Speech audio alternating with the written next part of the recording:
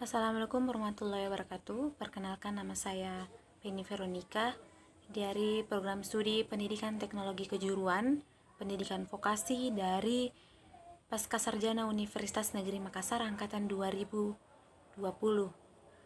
Untuk kesempatan kali ini, saya akan memaparkan poin-poin dari pendekatan-pendekatan kurikulum maupun model-model yang digunakan dalam pengembangan kurikulum. Untuk yang pertama, kita harus mengetahui pengertian dari pendekatan kurikulum. Pendekatan kurikulum, pengembangan kurikulum adalah proses perencanaan ataupun penyusunan kurikulum yang dibuat oleh pakar-pakar yang berada pada bidang pengembangan kurikulum, bagaimana rangkaian kegiatan yang akan dilakukan agar kurikulum yang dihasilkan dapat menjadi bahan ajar dan acuan yang digunakan untuk mencapai pendidikan nasional yang jauh lebih baik. Nah, proses pengembangan kurikulum memiliki 3 model di dalamnya. Secara garis besar memiliki 3 model di dalamnya. Model yang pertama yaitu model linear atau rasional atau kadang disebut dengan objektivitas model atau objektif model. Kemudian yang kedua, model siklus atau biasa disebut cyclical model. Kemudian yang ketiga, dynamic model atau dynamic model. Selanjutnya, pada model linear atau rasional atau kadang lebih disebut objektif model, terdiri dari 2 pakar keahli, yaitu yang pertama Rep Taylor dan Hilda Tabah. Jadi Rep Taylor ini adalah bapak pelopor pendidikan pengembangan kurikulum, khususnya pengembangan kurikulum dalam dunia pendidikan. Jadi, Rep Taylor mengemukakan 4 ruang lingkup yang menjadi komponen dalam pengembangan kurikulum. Nah, yang pertama, beliau mengemukakan bahwa dalam pengembangan kurikulum, langkah yang pertama harus dilakukan adalah menentukan tujuan. Kemudian yang kedua, menentukan bahan.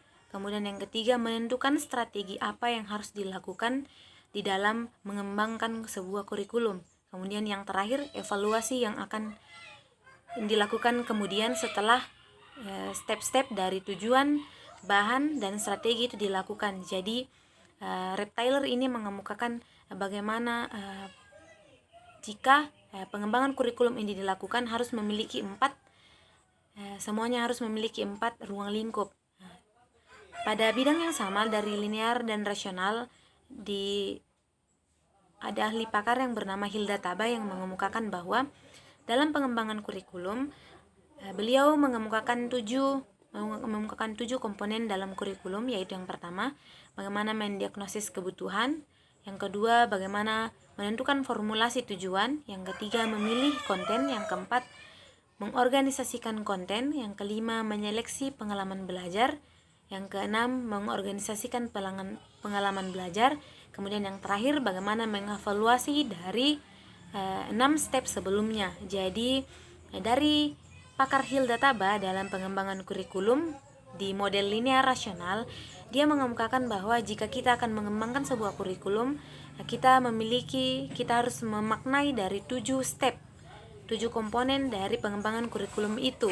Jadi bagaimana mendiagnosis kebutuhan, bagaimana menentukan formulasi, tujuan, memilih konten, organisasi konten, dan menyeleksi pengalaman belajar hingga akhirnya kita dapat mengevaluasi dari hasil pengembangan kurikulum yang dibuat.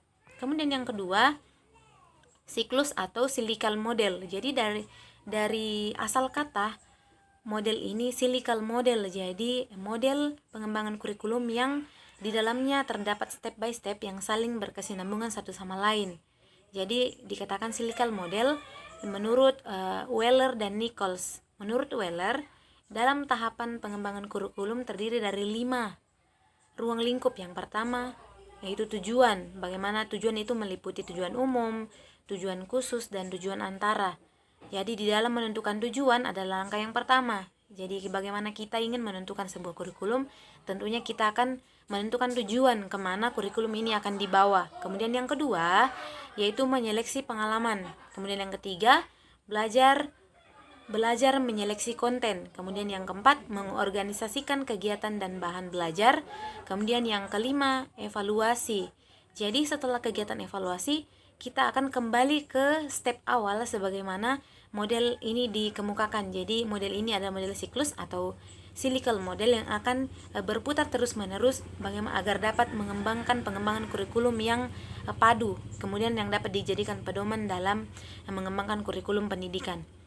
Kemudian selanjutnya model Nichols yang masih dalam model cyclical model dari Weller tadi. Nichols juga mengemukakan bahwa di dalam proses pengembangan kurikulum kita harus menentukan 5 komponen utama, yaitu yang pertama menentukan situasi analisis, yang kedua menyeleksi atau memilih tujuan umum, yang ketiga menyeleksi konten, kemudian yang keempat menyeleksi metode apa yang akan digunakan, kemudian yang kelima evaluasi dari keseluruhan secara metode yang dikemukakan oleh Weller dan Nichols ini memiliki ruang lingkup yang sama, jadi sama-sama memiliki 5 komponen dan semuanya bersifat cyclical, jadi akan berputar dari satu step ke step yang lain. Jadi pada step yang kelima mengevaluasi, setelah mengevaluasi kita akan kembali lagi ke situasi analisis. Jadi semua step saling melengkapi hingga nantinya membuat perpaduan yang utuh untuk dapat digunakan.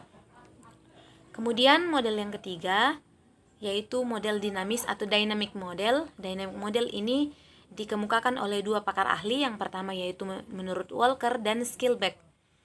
Jadi menurut Walker dan Skillback ini dia tidak memaparkan secara step by step, namun memaparkan secara keseluruhan bagaimana sebuah pengembangan kurikulum itu harus dikembangkan dengan baik. Dengan yang pertama, kita harus memperhatikan pilihan tentang apa yang harus diajarkan. Kemudian yang kedua, teori-teori yang akan kita ketahui sebelum kita mengajarkan pengembangan kurikulum.